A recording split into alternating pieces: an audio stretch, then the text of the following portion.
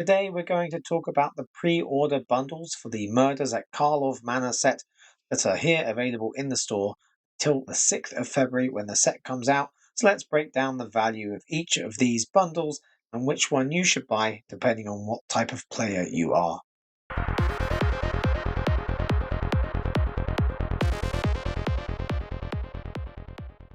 Welcome back to the channel. It's been a little while, to be honest, since I've made a video because life has been getting in the way. But we're back. We're going to break down these pre-order bundles. So don't forget to like this video and subscribe to the channel if you haven't already. And you're not going to miss out on any future videos if you remember to do that. So let's have a look at these. These are the pre-order bundles for the Murders at Karlov Manor, available until the 6th of February.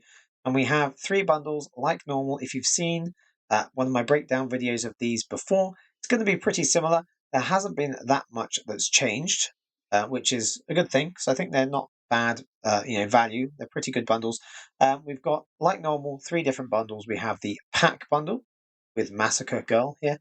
We have the Play Bundle with Alquist Proft, and we have the Pass Bundle, which is the Kaya Bundle for this set. So, in the first one, in the Pack Bundle, we're getting 50 packs. We're getting 5 golden packs that you would get if you bought 50 packs in the store, so they're kind of included. And we get the Massacre Girl card and the card style, if the card styles mean anything to you at all. That's basically what we get with the pack bundle, and we're getting that for $50 or $54.99 in euros. And how does that compare to buying the packs any other way? Well, if you were to buy gems, you could spend the same amount of money on getting 9,200 gems that would give you 46 packs and 4.6 golden packs as well, worth of progress. So you wouldn't get the same value if you just spent that much in gems.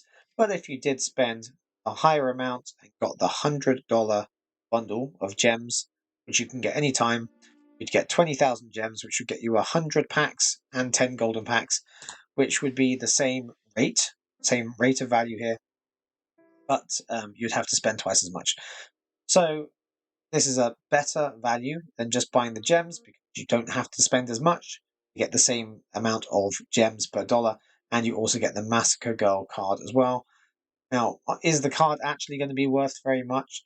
Thing with the Massacre Girl card is it's a 4-mana black creature, so it's competing in slots with things like Shieldred the Apocalypse, which is tougher, has Death Touch, can gain your life, does lots of things.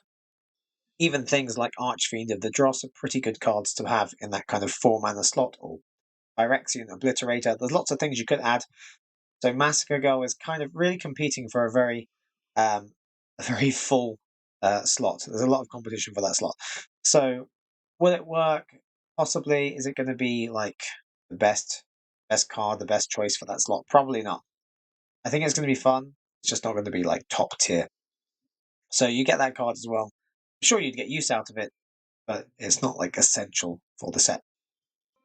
So for the pack bundle, you're basically getting about 10,000 gems worth of value for $50. So that's 200 gems per dollar, which is a pretty decent rate. It's okay. It's not, incredible, but it's a good baseline to work with. So moving on to the play bundle. In the play bundle, we have a few different things which are more geared towards limited players. The pack bundle would be more for constructed players, because you want to open up all those packs as soon as possible to start building your decks. With the play bundle, it's more aimed towards limited players, because you're going to get 2 player draft tokens that are worth 1,500 gems each, a sealed token which is worth 2,000 gems. You get the 5 play-in points, and you get the Alquist Proft card and card style along with it. Now, the play-in points, some people say, are worth some gems because you can use them to enter the qualifiers where you could otherwise spend gems. So you're going to save yourself gems if you use these play-in points. That only really matters if you want to enter those competitive events.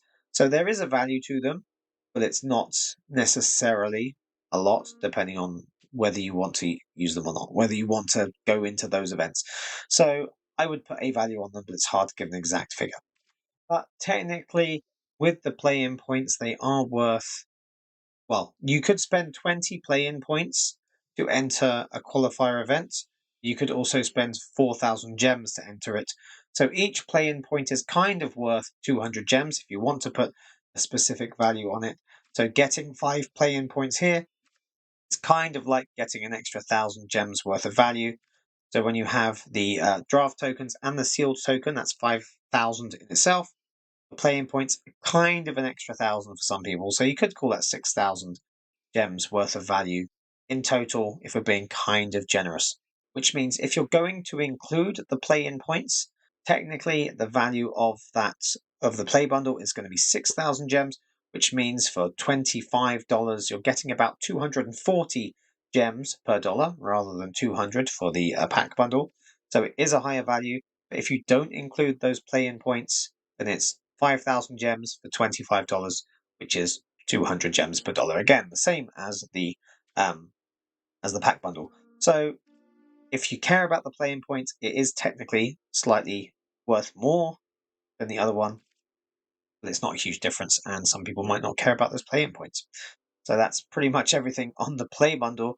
The Alquist Prof card is an interesting one. It's a 3-mana, 3/3 vigilance creature that creates a clue token, which is great, but its activated ability is kind of awkward. You have to spend like 4 mana to then sacrifice a clue, draw a card, you gain a life. It works much better if you have lots more mana available, because if you pay 5 mana, you can sacrifice a clue and draw 2 cards and gain 2 life. For 6 mana, you can sacrifice a clue to draw 3 cards and gain 3 life. So it starts to kind of snowball once you get more mana available. So it does seem pretty good, but obviously it requires a slightly different kind of control deck. Probably something that creates more clue tokens would be better than just relying on the clue token it produces itself when it enters. So I could see it being used in some, experimental decks. People will try it out, but I don't know if it's going to be anywhere near as good as other, blue-white control cards. There's some new ones coming out that are going to fit into the existing decks, and because nothing is rotating out yet, again, those slots get very competitive. I don't think Alquist Prof is going to quite find a place in there. We'll see if I get proved wrong with that. I don't think it's going to be amazing for it. And then we have the Kaya Pass bundles. This is a $15 bundle that basically gets you the Mastery Pass for Murders at Karlov Manor, and you get the Kaya Spirits Justice Planeswalker card and the card style as well, if you care about the card style. Now, the Planeswalker does an interesting thing when one of your creatures is exiled from the battlefield or from your graveyard. You can have another token you control become a copy of that creature, and it also gains flying as well. Now, it doesn't have to be a creature token that becomes a copy of the creature, so it could be a clue, it could be a treasure, a blood token, could be anything like that. And that token then becomes a copy of that creature until end of turn, and then I guess goes back to being its normal token self after it's copied that creature.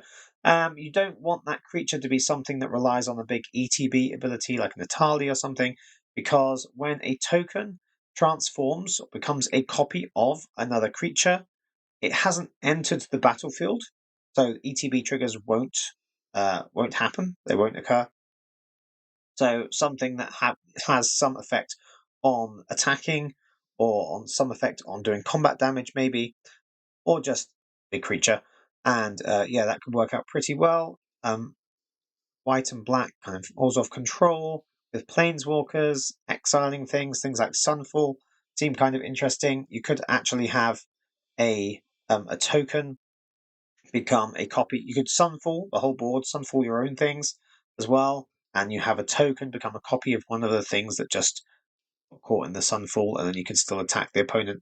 So I think there's some interesting things you could do with that. So I think that's probably, out of all the cards that you get in these bundles, maybe the one that I would want to try out the most, which is pretty good because it's also in the Pass bundle, which I think is the best bundle to get. The value of the bundle, if you're going to look at it exactly on dollar amounts, you're getting the Mastery Pass, which is normally 3,400 gems to pay for. So if you spend the $15, you're saving your 3,400 gems. which means you're going to get 226 gems per dollar, rather than 200 for the pack bundle, or 200 240 for the play bundle if you care about the playing points. So 226 is pretty good value, and it's at the lowest price, considering normally when you go to buy something like gems, if you're paying a lower price, you're getting fewer gems per dollar. Well, if you're only spending $10, you're going to get only 160 gems per dollar. And if you're getting the pack, the pass bundle, then you're getting 226 instead of just 160 per dollar. So it's obviously a much better value for a very low price. So if you're not sure what to spend money on, if you only want to spend a small amount of money on the game, this is pretty much the best thing you could spend your money on, because even buying big bundles of gems and getting that bulk discount is only 200 gems per dollar, and the Mastery Pass bundle is 226 gems per dollar at a much lower cost.